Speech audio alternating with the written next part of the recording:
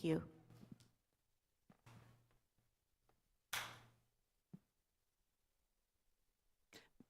Bennett. Like Pamela Horstmeyer, I'd like to call this meeting to order today and do roll call. Bill Rozegi. Nikki Terleski. Rhiannon Turley. Terry Henderson. Pamela Horstmeyer. Present. Amber Sanchez. We have a quorum. Do you all please stand and join me in the Pledge of Allegiance?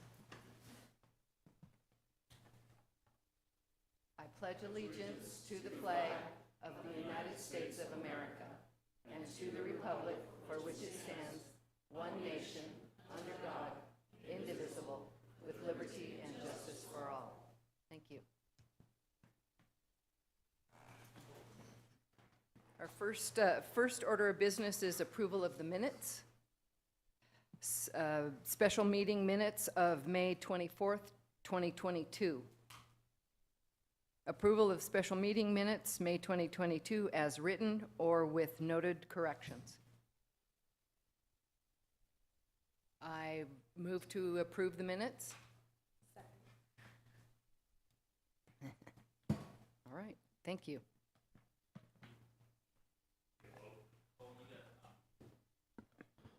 Just would need to make a vote on that, We move to make a vote on that, and then you need a second. and then a second. And then call. All in favor, say aye. Any nay? Minutes have been approved. Next on the agenda is the consideration of public comments. Those wishing to address the commission should fill out request forms in advance. Comments from the public will be restricted to items not on the agenda. There will be no comments allowed that advertise for a particular person or group. Comments should be limited to no longer than 3 minutes. The commission may not respond to speakers during the call to public. The commission may direct the staff to study the matter or request that the matter be placed on a future agenda. Do we have public comments? I did not receive any public comments.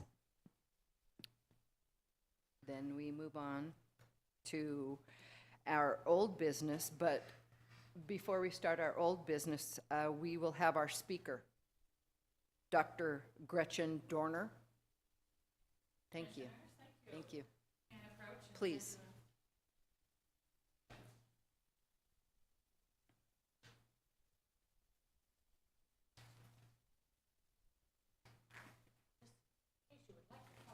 Thank you.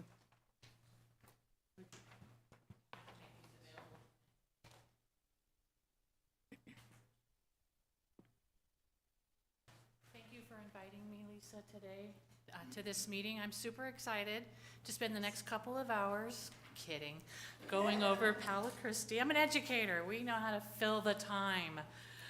I would like to present on our status of the Palo Christi Elementary School that everyone is familiar with, and I apologize for my back being to the audience. I just wanted to go over where Kingman Unified School District stands right now in the preservation and the forward progress with Palo Christi Elementary, which is a beloved school in downtown Kingman. As most of you know, Palo Christi was established in 1928 and first occupied in January of 1929 when classes began at that mid-year point. They were super excited, I'm imagining, and didn't want to wait until the following school year. Palo Christi was occupied and used as an elementary school or grammar school clear through December of 2012. At that time, Desert Willow Elementary School, a new constructed school from the bond that Kingman Unified School District had passed for new construction at that time, funded the building of the new campus. That was in line with the time that Palo Christi was under disrepair a little bit, and so the decision was made to move into the new Desert Willow. And there were a lot of ideas and plans about what to do with Palo Christi. I wasn't the superintendent at the time, but I was in the district. And those plans were all explored and ultimately abandoned. the idea of selling it, renovating it, trying for a new bond a few years back, nothing worked. But it's our passion that this original elementary school should be in use. Our community is growing, and we do need a place for students as new families are arriving in the community. So instead of new construction, let's preserve the original building. So this is a quick update for you on how that's going and what's going on. The current plan and scope of work for reopening of Palo Christi as an elementary campus includes a lot of things. To receive an occupancy certificate requires many updates. The first being ADA compliance. That's super simple. We need to add some ramps, not an issue. The heating and cooling will be replaced so that the temperate climate is allowable for student and community use. Obviously, restroom facilities always need to be updated. In the case of Palo Christi, where it's a two-story building, the main structure, but there's also a basement, which technically makes it a three-story structure. We had to figure out how to make everything accessible on floor 1, equally accessible on floor 2, and then we're going to close off the basement so that restroom construction will happen on floor 2, and we may not be required to have an elevator, but our architects and designs and the occupancy, or the City of Kingman will keep us apprised of that. Obviously, roofing and weatherization will happen while adding sprinkler systems, electrical work, lighting, and asbestos abatement. So all of those are the updates that are required. However, at the same time, and this is the historic piece of it, we want to keep Palo Christi as close to the original plan as possible. So we are not changing any of the infrastructure of the main building, other than widening the doors and adding the ADA ramp, obviously putting in sprinkler systems. We are following the guidelines for the State Historical Preservation Act to make sure that the school meets all of the requirements that are necessary. And actually, we're super excited about it. Who doesn't want to see Palo Christi in its original form? We're widening the front doors just a little because there's some measurements that have to happen there. But other than that, the original classrooms will still be there on floor 1 and floor 2. There's a little bit of renovation going in the office area. But anyone who attended Palo Christi, anybody attend? Just me? Well, I attended, that was the first place I worked in the district in the early 90s. But anybody that walks through and takes the tour that attended Palo Christi or was there in the early years will be very excited to see the work that we're doing. So having said that, that's the piece where we merge the original look and feel of Palo Christi with the mandatory compliance requirements. We are also designing some new and innovative instructional programs once Palo Christi does have the occupancy certificate available, and we can add kiddos back into that building.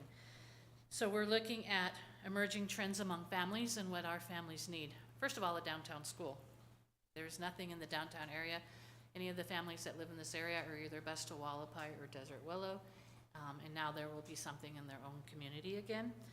There's a lot of families who don't want their kids at school an entire day. A long day is too much. There's a new trend for homeschool, micro schools, and a modified school day. So we're looking at what we will call a homeschool connection academy there, where you can attend part of the day to get your core instruction, but then you can spend the second half of your day at home in a home-based learning, project-based learning environment. We'll also look at multi-age and traditional pathways. So to give you the current project status, our project management and oversight company is Red Tree Consulting.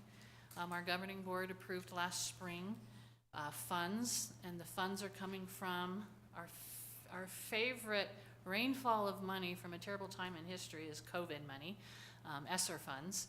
So we're using ESSER funds because that reduces crowding in our classrooms, right? And a part of what came out of the COVID era was having some space between people and some safety issues. So that's why the funds qualified. It reduces the classroom size.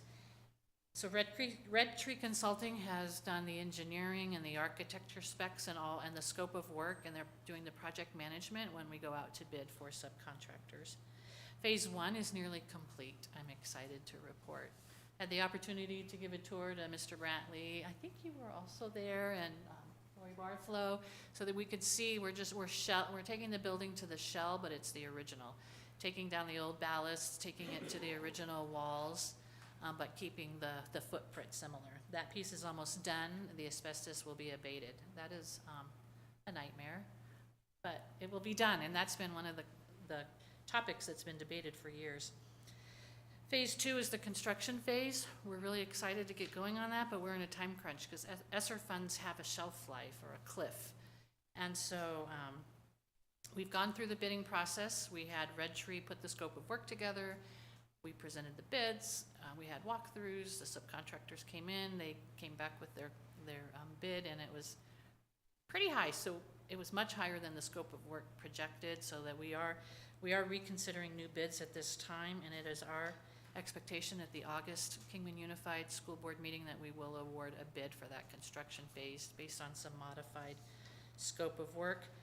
We have to spend the money by September 30th and then, or dedicate the money by September 30th and try to spend it by December, but the work can continue after that.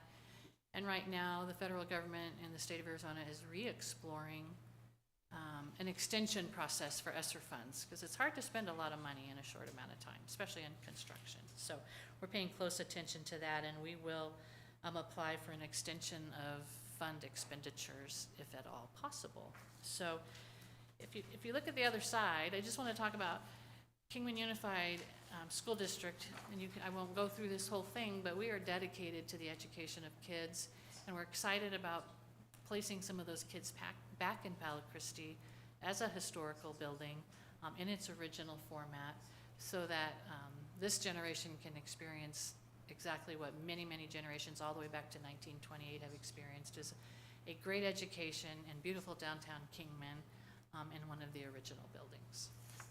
So, questions? I'm happy to stand here and answer them. I really enjoyed you speaking, though. It certainly educated me. Awesome. Well, we will be having tours. This piece of, it's closed right now. We barely got in under the wire when we took the tour a few weeks back, but we'll be publicizing some tours and opening to the community so they can kind of watch our progress as things evolve. And then we hope to have a pretty special event that you will all be invited to when we celebrate the reopening. Wonderful. Thank you so much. Thank you so much, Doctor.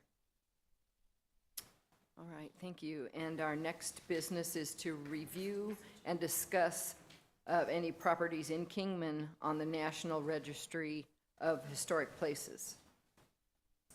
The commission will review a list of properties in Kingman that are currently on the National Registry of Historic Places, and then we'll talk about that. And I think, is that list we have with all those, with all the properties in our packet? Commissioners, my name is Josh Noble. I'm the Tourism Services Manager for the City of Kingman. Office of Tourism is a part of the Economic Development Department. I've got that list printed out for you, and I have some supplemental pages in here as well.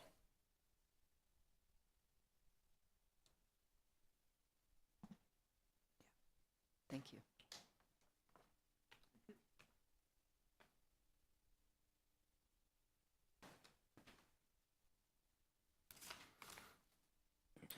So this has the list. It also has the list that's from our nomination forms from 1986. That's this document here, 72-page document. I've also come across another application that was done by the Kingman Downtown Merchants Association in tandem with the City of Kingman Parks and Rec Department in 1995, and I'm not sure if that adds anything. It has these properties listed in there as well, but it was to apply for a grant for a survey to be done. So that's something I'm going to try to find some information for to bring back to a future meeting, try to figure out what the status of that was. At our next meeting, we'd like to maybe bring someone in from the State Historic Preservation Office to discuss how we can go about doing a updated survey, applying for grant funds to go through and try and find more properties, because basically all of the properties that we have were qualified as historic properties back in 1986 when the survey was done. A lot more properties have become eligible for the National List of Historic Places since then, and so we want to see how we can go about getting those properties on. But really it's more than just going and finding properties. There's a whole process that we can go through to identify areas of the community that we may want to have that, themes that we may want to look at. So at the next item that you have on here is to discuss when that next meeting will be, and then once we have that, we're going to go and try and get someone from the Historic Preservation Office to come in and talk with you guys about how we can work on that plan. Any questions? I think so. I'm looking forward to hearing somebody from the state, though. Absolutely. Thank you so much, Josh. Thank you. Next on the agenda is new business. Discussion regarding meeting day, time, and frequency. At the June 11th, 2024 City Council work session, the council requested that staff bring back an agenda item to their next commission meeting for the commissioners' consideration. The option to adjust their meeting day, time, frequency if necessary. At this time, the Heritage Preservation Commission meets quarterly on the fourth Tuesday of January, April, July, and October at 5 in the City Council chambers. If changing your day, time, frequency is desired, please provide your top 3 choices in ranking order for consideration. Thank you. My name is Bennett Bradley. I am the Economic Development Director for the City of Kingman. And this is a new commission to us. This commission was under Planning and Zoning. And there was a discussion at that same meeting on June 11th by the council to maybe look at putting this commission under economic development. And because we have tourism, it was a good fit, they felt, and so that's why we're standing here today. Some of the other meetings, we do have the Economic Development Commission. We've met with that commission quarterly. We've not discussed with them at this point. We haven't had our meeting discuss times and whatnot, but something like that, we'll take that into consideration with this as well and coordinating that, because our team has to be at both those meetings. We do meet with that commission at noon, and that is, I don't have the exact, but it is a quarterly meeting. I think that might be increased. I don't know what it will be increased to at this point, but that's kind of what is before you guys, and I know you guys haven't, from what I've seen, haven't met a lot in the last year. So our goal is to meet and to actually bring value and make this commission a value to the city and to the council. And so, staff, we do like to meet at these times. It works well for us. But again, that's part of the discussion here that we'd like you guys to participate in. We do provide, we're looking at providing food and drinks during this time. So would like to just open it up for discussion and have you guys talk about that and put out those times. What do you think? I had put out a letter indicating that when I first applied for this commission, I was just an old retired person at home wanting to get involved in my city. But since then, I've joined the American Legion and have become very active there, and there is a conflict with the fourth Tuesday at 5 p.m. At noon, it's great. But at 5 p.m., I do have I have a 4 to 6 commitment and a 5:30 commitment with them on the fourth Tuesday. That would be my. And we did receive that, and so I'm gonna get a note of that. I'm good Yeah. any day but Wednesday. Everything's pretty easy. And it always feels to me like because of the growth of Kingman, that we should meet more often. So in regards to that, time frame wise, you guys talk about that a little bit. Obviously, it's quarterly right now. There's one commission that meets monthly. I don't believe there's any other commissions that meet monthly. Yeah, so there's discussions, every other month, that type of thing. So if you guys want to talk about what might work for you guys. And then what we'll do is, these recommendations we take to council, and then council will take a look at the list from all the commissions and, you know, determine those times, dates, and whatnot. Noon is wonderful for me, and I'd be open to doing more meetings, maybe every other month. Yeah. Yes. Bill? I'm good. So I think we're pretty flexible on the times, and then it seems like you'd like to meet more, and so like an every other month type schedule would work and get us going. I agree. Okay. Yeah. All right. Well, I appreciate the discussion, and then staff will take that to city council, and we will be in touch with you. We will be emailing you. I'm sure you've received some emails. We'll continue to do that and keep you updated. Thank you, Mr. Bradley. You're welcome. Just a reminder to all of you, please speak into your microphone and make sure we really hear you. Thanks. Thank you. And the item number 5 is reports.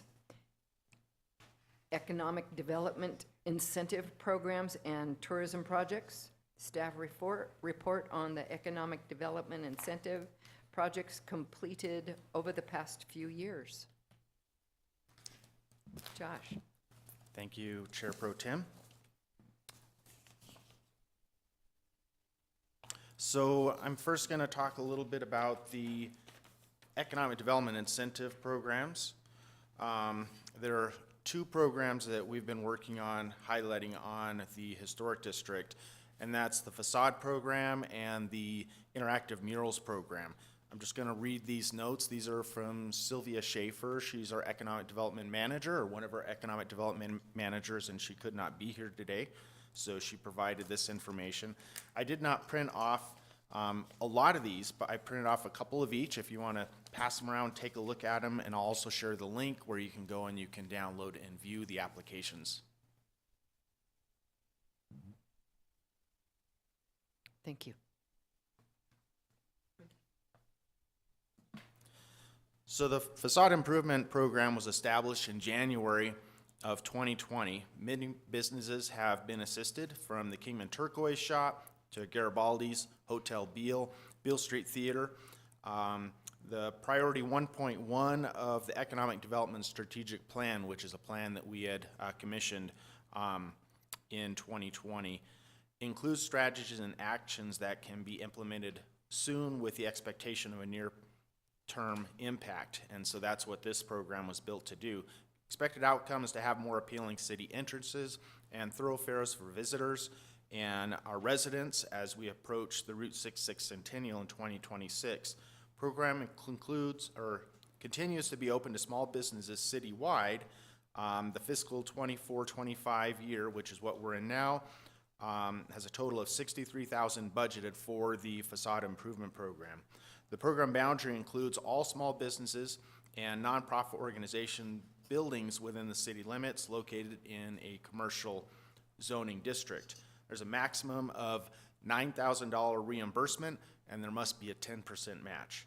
Eligible improvements include exterior painting, facade cleaning, facade repair, awnings and canopies, doors, windows, facade and display window lighting, facade tile trim, metalwork, and other decorative elements, sign upgrade or renovation, and a new sign or sign renovation on an existing pole sign.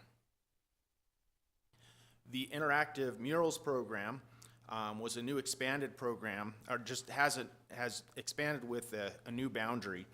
This pretty much is downtown. The program includes all small businesses and nonprofit organization buildings and walls within city limits located within a zoning district. Actually, I believe it's pretty much downtown, correct? Yeah. We want the murals, or we encourage the murals to be interactive.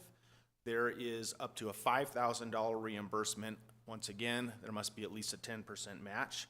The business owner, property owner, or a third party may apply with permission of the property owner. 2 murals since the program started have been installed. One is the Kingman, the historic postcard lettering over by Mud on 66, and then the butterfly angel wings at St. Vincent de Paul. A few applications are in the review process right now, And the expected outcome is to have more appealing, interested in thoroughfares for visitors and local residents as we approach the centennial, so similar to the facade improvement program. It's one of the tools that we've made available to assist property owners who want to partner with downtown beautification and revitalization efforts.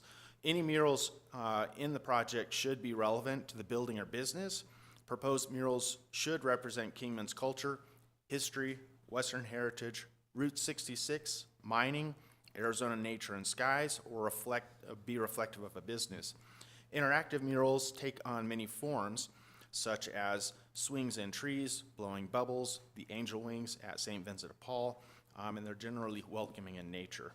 Proposed murals should contribute to the character of downtown and blend with the existing murals.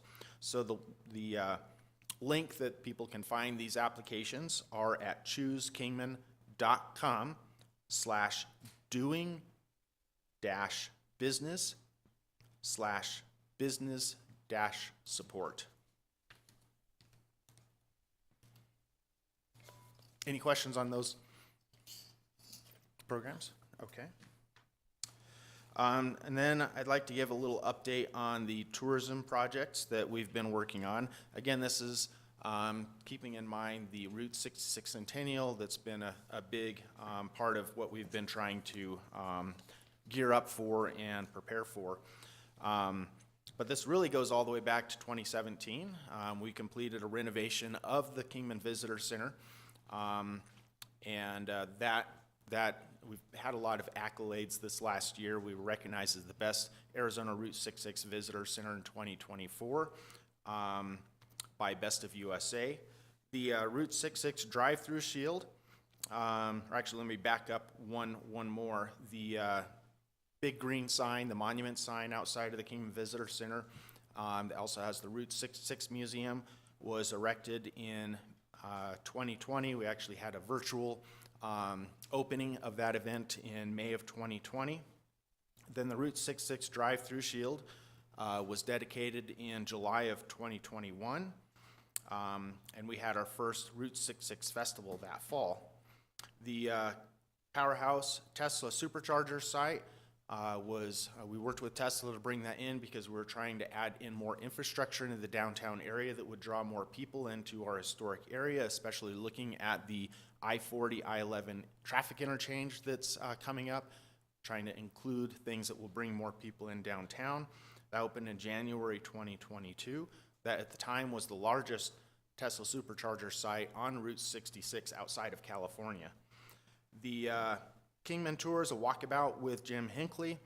This was in partnership with Main Street. We worked with them on the apron in front of the Railroad Museum, the landscaping around the statue, and then also with a big dedication ceremony. We worked with National Day Calendar to designate the Friday of Memorial Day weekend as National Road Trip Day, and we had a big celebration and block party with that, which brought a lot of people downtown. The last July, in a couple days, we'll be celebrating the first year anniversary. We installed the Guardian Angel of Route 66 exhibit inside the Visitor Center. Angel Delgadillo is a small town barber from Seligman. He's the one that started the whole revitalization project. Him and 13 members were business members from Kingman and Seligman. All formed the Route 66 Association of Arizona in 1987, and they're the one that started the whole national movement of revitalizing Route 66. So now we have a display where our virtual angel can answer people's questions and talk about that experience and his life story growing up on Route 66. He turned 97. He's 1 year younger than Route 66. He's still around. Then we had the Kingman Heart of Historic Route 66 neon sign landmark. We dedicated that in February of this year.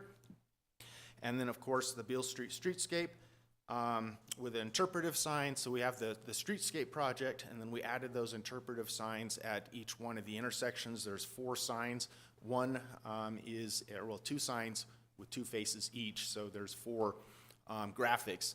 One of each of those has a directory showing people what businesses are in the downtown area, and then the other 3 sides, I'll show historic perspectives from that location, so people can see what changes have been made in the historic area and what, properties we've been able to keep and renovate, and how we still have the character that we've had from our past. The Beale Street renovation project won the best renovation of 2020. According to Phoenix Magazine, that was just announced in their most recent print. And also the drive-through shield won the most Instagrammable spot in Arizona for 2024. We have the world's only electric vehicle museum that we've been working with the Historic Electric Vehicle Foundation to host at the Powerhouse since 2014. And we are working with them trying to have a, maybe a new site and have a standalone museum where we can celebrate the historic electric vehicle collection and the history. There's about 100 years of history in back of the Powerhouse with electric vehicles, which a lot of people think it's a relatively new thing. So it's a great introduction, and it also adds to the transportation story that we tell with the Route 66 Museum in the building. Excuse me, Josh, is your Yes. mic on? Yes. Thank you. And then there are a couple other projects that we're working to support. There's the historic Beale Street Theater that we've been, trying to get awareness and give support to that group with that renovation. And the historic Mojave County Historical Society has also started their focus on the old jail next to the courthouse. They're starting renovation plans on that, and so we're trying to lend our support to that. So those are kind of the tourism projects, and with that, I'd be happy to answer any questions. I want to know as much as you know when I grow up. You're just a wealth of information, Josh. Wow. Thank you. Yeah. I type it down, so that's. Anyone? I don't think we have any Right. questions. We're Thank pretty you. new. Thank you.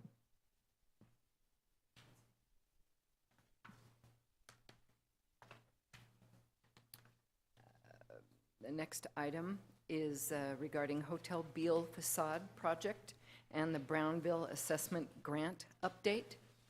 Staff will provide an update on the facade improvements currently in process to Hotel Beale. Additionally, staff will provide information on the Brownfield Assessment Grant that will utilize to assess the Hotel Beale building for environmental contaminants. Josh. Thank you again. So we, the city's been working with the owner of the Hotel Beale for doing several different things with the property. The first thing that we did was using the facade improvement program to take down the old awning. Now, that's not the original awning that was on the building, so for anyone that's concerned about it losing its historic nature, that was something that was added on later, but it was definitely worse for wear. It was becoming a bit of a hazard. When the winds and rains were coming in, there were a lot of pigeons that were roosting in there, so we're glad to see that gone. The Beale property worked with Kingman Main Street, and they've applied for grant funds to do an assessment of the facade area, which that grant was awarded. We have Lori back there, and she can answer any questions relative to that. And they're working with an architect right now to come up with an agreement so they can get that started. The Brownsfield Assessment Grant is what we're utilizing with the owners of the Beale to continue the assessment on the inside of the building. So I'm just going to read a little bit about that. This is from Terry Curtis. She's another economic development manager that we have in the Economic Development Department. As the lead agency, the Northern Arizona Council of Governments, NACOG, applied for and was awarded $1.5 million Brownsford Assessment Grant from the U.S. Department or Economic Protection Agency for 2024. Partners in the grant under the name of the Route 66 Coalition include NACOG and the Western Arizona Council of Governments, or WACOG, that's our local entity, Mojave County, Yavapai County, Coconino County, and Navajo County. Mojave County reached out to the city of Kingman to select several sites for assessment, and this is where we chose Hotel Beale as one of those sites. The EPA Brownsfield program helps states, communities, and stakeholders prevent, assess, clean up, and reuse brownfield sites. Property is complicated by the presence of potential presence of hazardous substances such as petroleum leaks, lead paint, asbestos, pesticide contamination, and arsenic. The grant would be used to assess the properties within the city of Kingman for the presence of contaminants, with the Beale Hotel identified as one of the properties. Northern Arizona Council of Governments, as the lead agency, will use the $1.5 million in Brownsfield Assessment Coalition grant to inventory sites and conduct up to 30 Phase 1 and 15 Phase 2 environmental site assessments. The funds will also develop up to 7 cleanup plans and 4 area-wide plans and support community engagement. The assessment will focus on several cities in northern Arizona, prioritizing former industrial and residential properties. The Brownsfield grant asked for the future use of the property selected. The intention of the coalition is that once the assessments have been made, the additional grant funding will be applied for to clean up the hazards. The Beale Hotel has been identified as a potential site that may contain lead and asbestos contamination. The vacant building sits on Route 66 in historic downtown, and the revitalization could offer lodging opportunities for both visitors and residents, enhancing the appeal of the area and attracting more visitors, as anticipated to create up to 20 jobs. In here we have the letter from the family, and then some pictures of the awning before and after it was taken off of the building.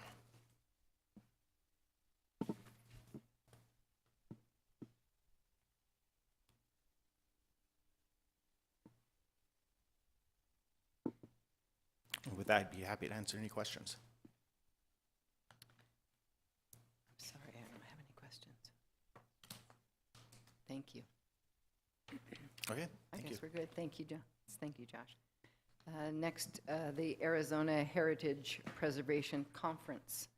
Staff will give an update on the Arizona Heritage Preservation Conference they attended in Prescott in June 2024.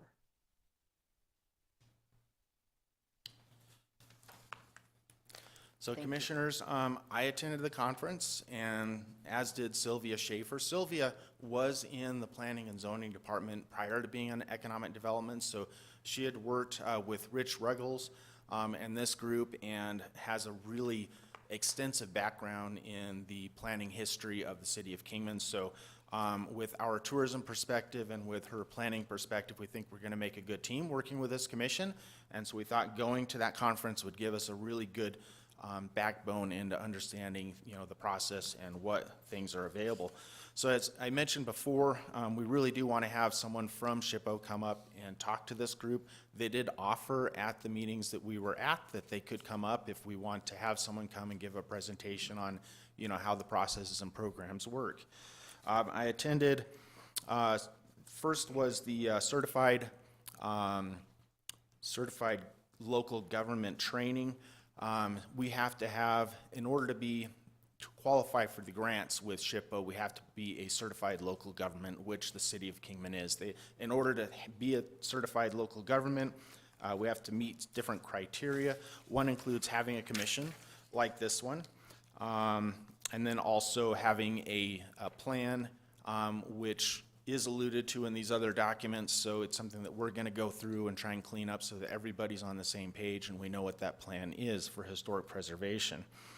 There are 30 Arizona local governments, 1 county, and 29 municipalities that are certified local governments, so Kingman's lucky to be among that list. Some other workshops I attended was Planning Revelry. There's the Monroe Street Abbey. That's a property in downtown Phoenix that Terry Goddard and his family were working on preserving. It's an old church. Bealwagon Road, rehabilitation of the 1931 Prescott Post Office and Federal Courthouse, leveraging AZGO for historic preservation. That's a online mapping service that you can go in to highlight historic trails, historic districts, something that can be used so that the public can then go in and access and they can see those resources. Statewide Preservation Tracker. and then funding the past. So all these covered different case studies and gave us some different insight on how we might be able to utilize the different programs that we want to have for Kingman. With that, I'd be happy to answer any questions.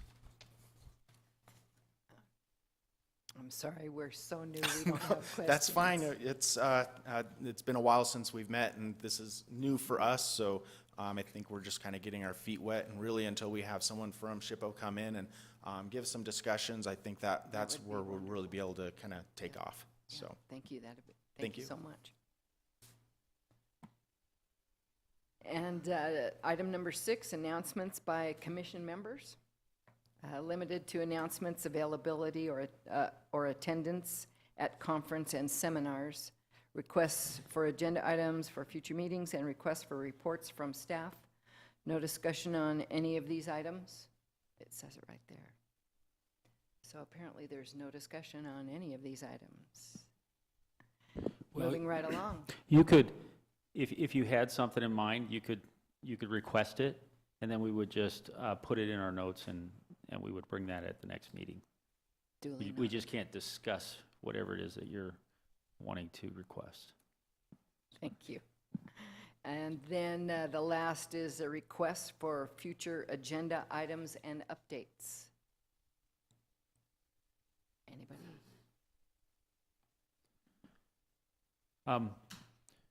If there's nothing, we will stay in touch with you, being as this is kind of, we're getting going after quite some time.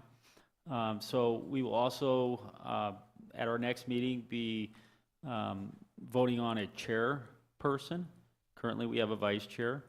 And so we will be bringing those items as well as communicating with you guys other things and topics that we'll be bringing. Okay, wonderful, thank you.